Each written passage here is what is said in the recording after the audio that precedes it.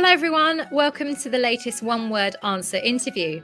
I'm Sophie Baker, the International News Editor at Pensions and Investments and Director of Programming for the World Pension Summit. And I'm very pleased to welcome Mark Rogers, CEO at New Forests, here with me today. Hello Mark, how are you? Good, Sophie, thank you for having me. Good. So Mark, you've very kindly agreed to take part in the One Word Answer interview ahead of the World Pension Summit in The Hague this October. So a very quick idea of what the One Word Answer interview is about. I have 12 questions here for you, some about the industry, some about yourself personally. And the idea is to have one word answer. You also have 3 passes. You have the option to say no comment, which I don't think we're going to need that. You have the option to clarify an answer, which I'm hoping we will use that. And the third option is to revisit an answer, which I also don't think we're going to need that. So before we get started, would you mind telling us a little bit about New Forests and your role at the firm? Definitely. Thank you, Sophie. I've just recently been appointed as CEO of New Forest after our founding CEO, David Brand, stepped down.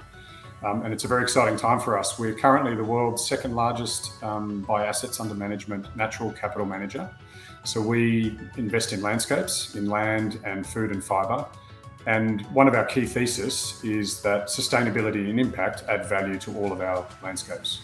And so we're trying to incorporate those values alongside the core forestry and food concepts in our investment space. Great, fantastic. Well, thank you for the intro. Shall we get started on the One Word Answer interview? Let's go.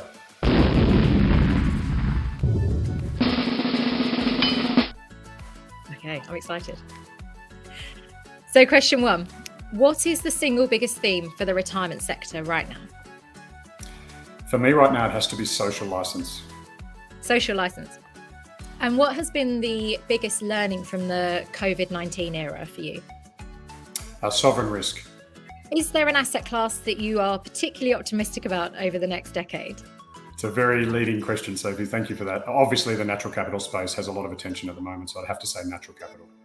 See, I'm nice like this. And what asset class are you least optimistic about for the next 10 years?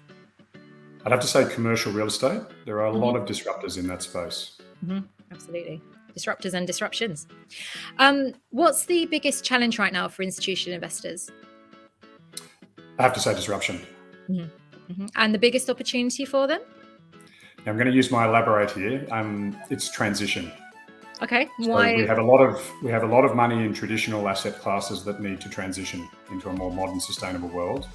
And we're seeing that most notably across the landscapes in which we invest, but also in the energy sector, in the way that we build infrastructure and the resilience of our economies. So it's a very exciting opportunity as the economy transitions. Okay. And what is the sector's buzzword, something you're hearing all over the place? Has to be impact. Impact. Good one. So that's the kind of work, formal side of things covered off. Let's move on to learning a bit more about you as an individual. So if your colleagues were to describe you using one word, what would it be? I'd have to say honest. Honest. Honest in all my dealings and everything that I do. It's all you can ask of a colleague, I think, not just a CEO. And what word would you use to describe yourself? Impatient. Impatient. I want to see that transition happen. Okay.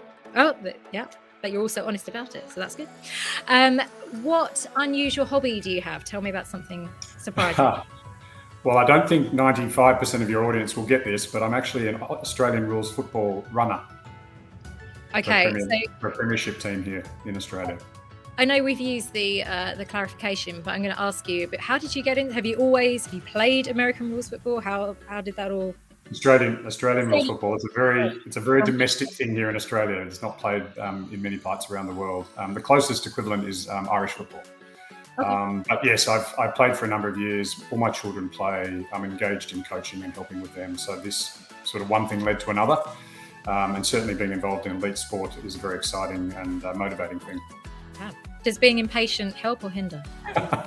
Definitely. You've got to be careful who you yell at on the sporting field, though. It's only a game and they're only children. Exactly, yes. What do you love most about your job?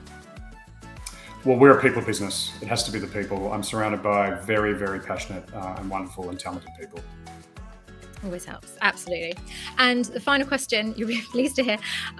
You're obviously joining us in The Hague in October. We're very excited to welcome you and New Forest to the team. What are you most looking forward to about the conference later this year? Well, aside from the agenda and the conversation that's going to go on during the couple of days, it has to be the collaboration. So for me, the one word answer is collaboration. It's just a really exciting opportunity to talk and listen. I promise you, plenty of collaboration, plenty of opportunity for talking. It's one thing that never worries me about WPS. Look forward to welcoming you, Mark. Thank you so much for your time. Lovely to chat to you. And looking forward to it. And thank you for having me as well, Sophie. Not at all. Thank you.